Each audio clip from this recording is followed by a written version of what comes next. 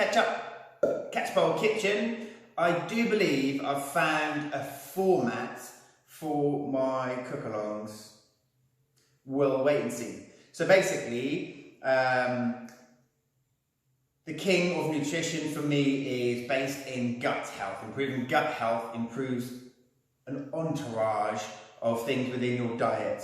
And it's actually easy to achieve by adding the prebiotic fibre and adding the probiotics, cutting out the sugary, refined carbs, processed foods. You can really quickly start to have a very diverse, thriving microbiome. That's been my focus for a long time, and paralleling, running alongside my new fascination is stillness. Anyone who knows me knows I spend most of my time on the other end of the spectrum from stillness. So we end up desiring and learning and potentially teaching what we really need most for ourselves. So this whole stillness process has made the analogy of the onion, and that we're layers and there's different layers. So I've reached a new level of stillness in my life during lockdown because of my morning routine, my morning meditation and my morning practice. And all that has done is highlighted the percentage, too big a percentage, of the day where I'm rushing and not in rest and digest. I'm in fight or flight, and that's always been the case. And I've only taken a layer off. Yay, I've reached stillness for a moment.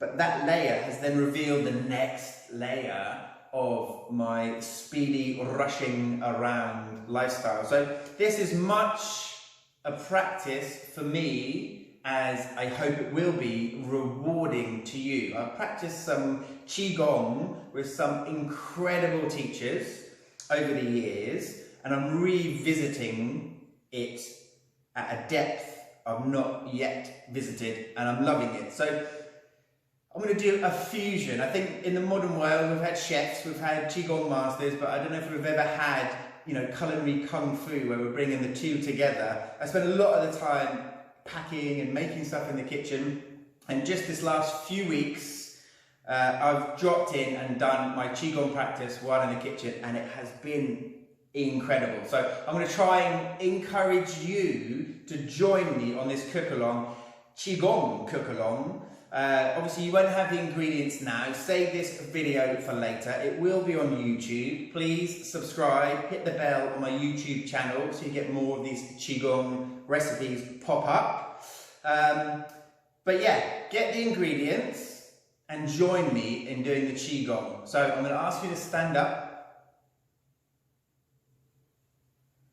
I haven't got all day. Come on, I'm not going any further until you do. Look, if you want to improve your health, there's a 3-minute recipe. Even if you're not going to do the recipe, still stand up. You'll be amazed at the benefits of this very, very foundational, very basic Qigong exercise will have on your energy levels. So yeah, join me. We're going to do a herb butter, but we're going to start by taking our attention to our body, to our feet, and to our breath. In that order, but not at that speed. So I'm going to ask you just to stand in the most relaxed position possible. No stress, no strain. Kind of find that sweet spot where you're not leaning forward, you're not leaning backwards, and take your attention to your feet. And just have your feet parallel. I'm having to do a little bit of a deep squat here because the table's low and the camera can't get in the recipe and my head. You don't have to do that. Stand, just feet shoulder width apart. Feet flat on the floor, and just relax.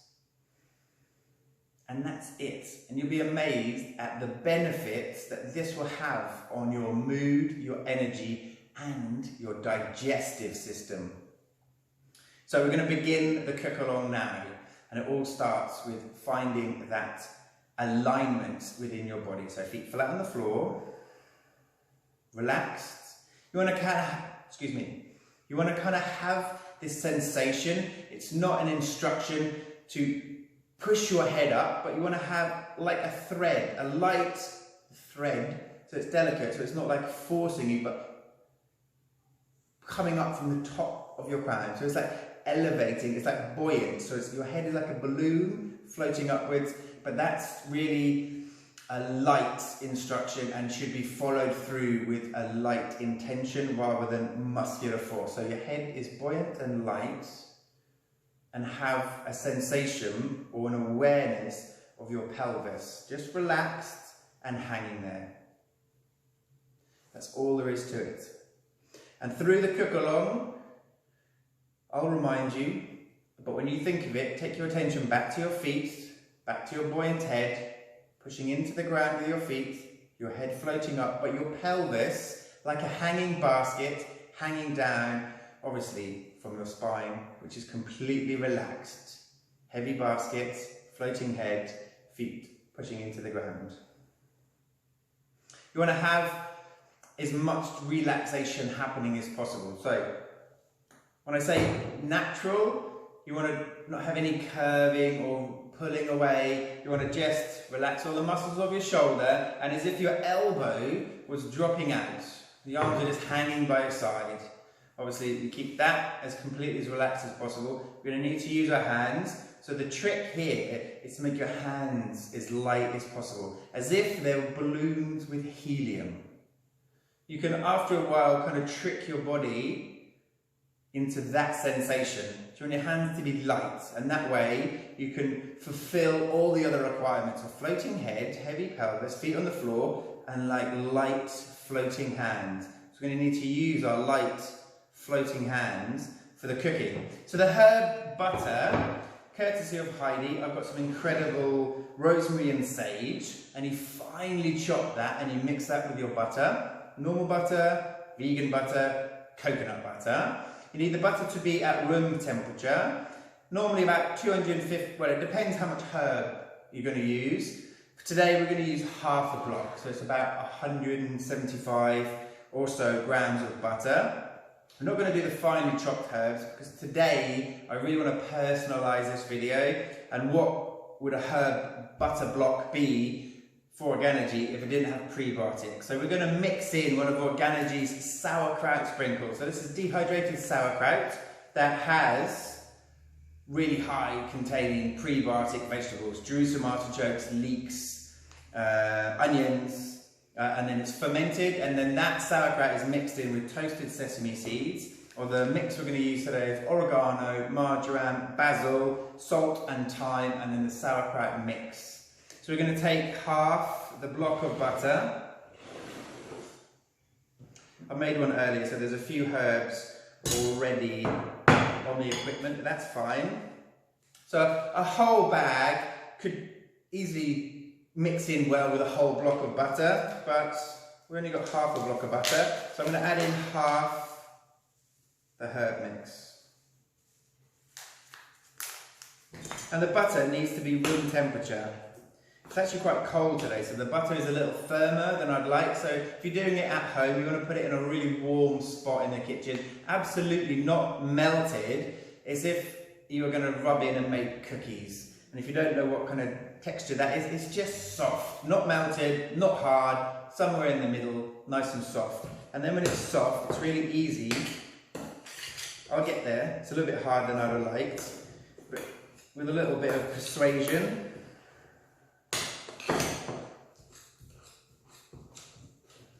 we'll convince the herbs to mix in with the butter. And then when this butter's made, this isn't a butter for cooking. The butter with the marjoram, with the rosemary and the thyme would be perfect to put in a pan and saute some mushrooms or vegetables. But this butter, because of the prebiotics and probiotics, it's not going to want to be cooked too much. So you can melt this on the top of a jacket potato, on the top of your pasta, on your sourdough bread in the morning. It's just really, it's going to save you lots of time. So we're going to make it in a few minutes, and then it's going to be there for the next week or so, and you can just add it to food really quickly, really efficiently, and really easily. So after you've mixed all the herbs in with the butter, we're then going to get some grease-proof paper. Here's one I prepared earlier. So that is a very herby block of butter. I like to roll it in a cylindrical shape, but you can make it into a pat, a square, whatever you fancy. And so you just really mix in all those herbs.